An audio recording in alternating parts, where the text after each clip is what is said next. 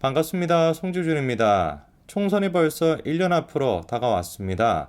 1년이 남아있으니까 시간이 꽤 길다 이렇게 볼 수는 없죠. 선거 같은 경우는 1년 전이면은 세상 코앞에 있다라고 봐도 무방할 정도인데요. 이번 총선은 지금까지 총선만큼이나 굉장히 중요한 의미를 가지고 있습니다. 이재명 체제가 끝장이 나고 드디어 최소한 대한민국의 진보 좌파가 정상화가 될 수 있을 것이냐. 이번 총선에서 친문 세력들이 모습을 드러내기는 힘들다 보니까 이재명 체제가 무너지는 거 이거 말고는 답이 없거든요.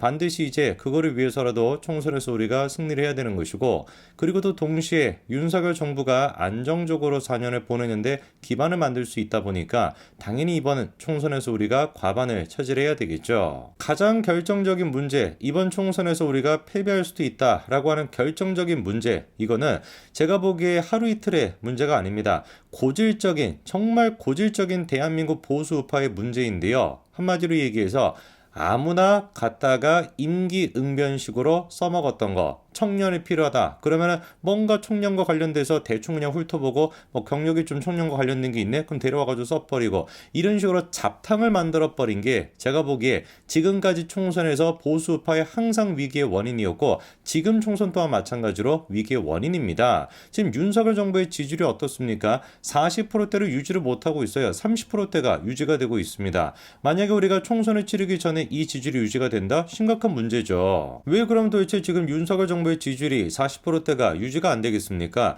여러 가지 여론조사를 봤을 때 국민들 대다수가 답변하는 게 경력이 없어서, 능력이 없어서 이거를 지금 꼽고 있거든요. 터무니없는 얘기 아닙니까? 윤석열 대통령이 무슨 놈의 경력이 없고 무슨 놈의 능력이 없습니까? 지금 하고 있는 걸 봤었을 때 그 어떤 보수우파 정부보다도 우리가 지금까지 해결하지 못했던 문제를 결단력을 가지고 해결해 나가고 있습니다. 능력적인 측면에서는 다른 정부랑 비교해도 전혀 손색이 없을 정도입니다. 그리고 경험이 없다, 경력이 없다, 정치권의 경력이 없다라는 것 뿐인 것이지, 검찰총장으로서 지금까지 대한민국의 검찰 조직을 이끌어왔는데 무슨 놈의 경험이 부족하겠습니까? 이만큼이나 수많은 국민들이 지금 경험과 무능력을 가지고 윤석열 정부를 지지하지 않고 있다라는 건 바꿔 얘기해서 그만큼이나 지금 많은 국민들이 진보 좌파 민주당 쪽의 그 정치 선동에 놀아나고 있다라는 뜻이에요. 그리고 왜 그렇게 우리가 선동에 쉽게 놀아나겠습니까? 간단한 것이죠. 보수우파 국민들 자체가 이 결집력이 없기 때문에 그렇습니다.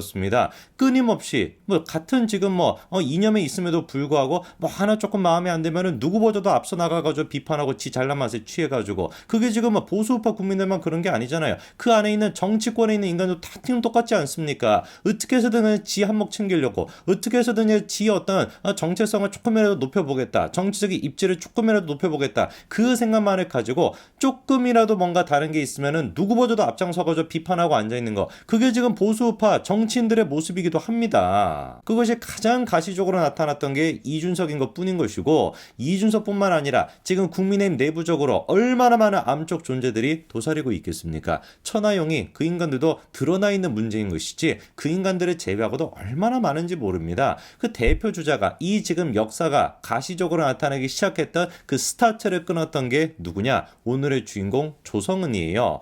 조성은이가 영입될 당시 기억나십니까? 그때 당시 이제 천하람이랑 조성은 이런 사람들이 같이 한꺼번에 들어왔었거든요. 그때 들어왔었을 때 프레임이 뭐가 있었습니까? 이 사람들이 뭐를 가지고 들어왔던 겁니까? 우리가 젊은 사람들을 대표한다 이거예요. 젊은 사람들을 대표하면서 당 같은 것도 내가 어느 정도 꾸려놨으니까 충분히 내가 정치적인 경험도 있는 사람이다, 이거를 가지고 그때 이제 합당을 했던 거 아닙니까? 그때 당시에 기자회견하면서도 뭐라고 합니까? 중도 보수를 지향하는 청년 정당들, 이래가지고 그때 천하람이랑 조성은 이런 사람들이 미래통합당으로 영입이 됐던 것이거든요. 22대 총선을 앞두고. 근데 생각을 해보십시오. 중도 보수를 지향한다 라고 하는 말 자체가 이게 터무니없는 얘기입니다. 대한민국에 단 한 번이라도 보수 정당이 보수를 지향했던 적이 있습니까? 없어요. 단 한 번도 보수라고 하는 정당이 보수적인 가치를 지향했던 적이 단 한 번도 없습니다. 매번 하는 얘기가 이런 식인 거예요. 중도를 지향하는 것이다. 무슨 중도 보수를 지향하는 것이다. 뭔 놈의 보수가 보수답지가 못하고 매번 중도다운 것이고 매번 중도 보수적인 게 어디 있습니까? 한 번이라도 우리가 보수적인 정당의 보수 가치를 앞세워가지고 국민들을 설득하려고 하는 시도조차도 한 적이 없었던 거예요. 맨날 이런 식으로 기회주의적인 모습만 보이면서 임시 방편으로만 썼던 겁니다. 그리고 제가 보기에 천하람과 조성은 이 두 사람은 좌파를 지향하고 있다 이런 것도 아니에요. 이 두 사람은 그냥 이념 자체가 없는 사람입니다. 이념이 없는 상태에서 좌파로 가봤자 어차피 자기들이 뭐 내세울 것도 아무것도 없다 보니까 그나마 그냥 보수 정당에서 좌클릭을 조금 하면서 중도를 우리가 끌어모을 수 있다라는 식의 선동을 하면서 사실상 기회주의적인 모습을 보이는 거, 그게 제가 보기에 천하람과 조성은 두 사람이거든요. 특히나 뭐 천하람 얘기 같은 거 우리가 많이 했으니까, 특히나 조성은이 같은 경우는 미래통합당에 합당을 하고 총선을 앞둔 직전의 모습까지가 다 그냥 기회주의적인 모습입니다.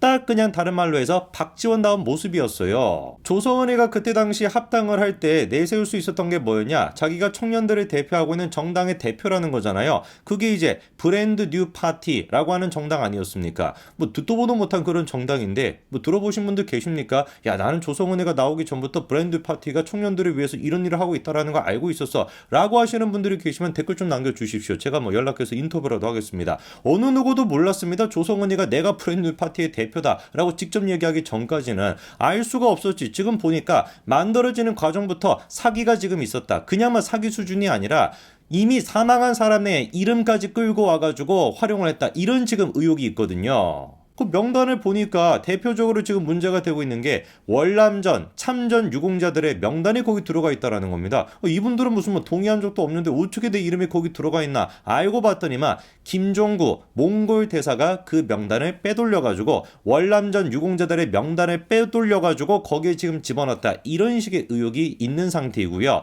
김종구 몽골 대사가 뭐 하는 사람이냐? 뭐 들어보지도 못한 사람인데 싶으실 텐데 이 사람이 바로 박지원이가 국민의당 대표였던 시절에 당 대변인을 맡았던 사람입니다. 이제 딱 그러니까 그게 맞춰지는 거 아니겠습니까? 박지원이가 됐거나 조성은이가 됐거나 두 사람 연결돼 있다는 건 다 뭐 세상 천하가 다 알고 있는 것이고, 그 다음에 그 박지원이가 조성은의 브랜드 파티 이딴 거를 만드는데 도움을 주는 사람으로 누구를 썼다라는 거예요? 김종구를 썼다. 딱 그냥 맞춰지는 것이죠. 그런 식으로 자기가 장당에 성공했다라고 하는 것으로 자기의 이름을 부풀려가지고 미래통합당으로 합류하는데 성공했다. 이게 지금 의혹의 골자인 거거든요. 기가 막힌 내용인 거 아니겠습니까? 경찰 수사가 지금 진행이 되면서 지금 뭐 김종구 같은 경우도 지가 뭐 그 명단 준 적도 없다 이렇게 지금 발뺌하고 있습니다만, 제가 보기엔 100%예요. 분명히 이게 다 사실로 드러나게 될 겁니다. 왜? 지금까지 조성은이가 보였던 모습을 봤을 때 이런 짓거리를 했다라는 게 전혀 놀랍지가 않거든요. 이것뿐만이었습니까? 지 몸값을 부풀리기 위해서 이것만 했겠냐고요. 또 뭐도 있었습니까? 이건 드러난 거니까. 총선 직전에 조성은이가 터뜨렸던 거 뭐예요? 기억나시죠? 고발사주 의혹. 무슨 뭐 손 누구부터 시작해가지고 윤석열 대통령 이름 나오고 한동훈 장관 이름 나오고 난리가 나지 않았습니까? 결국에는 지금 어떻게 됐어요? 아무것도 없는 것으로 드러났잖아요. 다음 총선이 지금 1년 남짓 남아있는 상태입니다. 우리가 정말로 생각을 해야 되는 건, 사실 지금 이 순간에 이재명을 지지하는 사람들, 이 사람들을 설득해가지고 보수로 데려오겠다. 이렇게 순진한 생각이 어디 있습니까? 그거 안 됩니다. 그거는 우리가 평생 과업으로 삼아야 되는 문제인 것이고, 총선이 1년 남아있는 시점에서 우리가 해야 되는 건 뭐예요? 내부 단속을 똑바로 해야 되는 겁니다. 총선을 앞두고 뭐 여기저기 잡스러운 것들이 막 합류하지 않겠습니까? 그런 것들을 쳐낼 수가 있는 거예요. 최소한 보수 정당이라고 한다면 보수 우파적인 이념을 잘 갖추고 있는 사람, 조성은이 같이 사기를 치면서 자기 경력을 부풀리는 이런 인간들을, 그냥 잡스러운 인간들을 다 그냥 합류시키는 것이 아니라 철저하게 우리가 이념 과 사상을 바탕으로 윤석열 정부를 뭐 조금이라도 생각이 다르면 막 비판하고 이런 인간들이 아니라 정말 윤석열 정부에 힘을 실어줄 수 있는 보수 우파적인 생각을 가지고 있는 사람, 그런 사람들 위주로 공천이 돼야 됩니다. 그래야지 최소한 우리가 총선에서 승리할 수 있을 겁니다. 여기까지 말씀드리겠습니다. 감사합니다.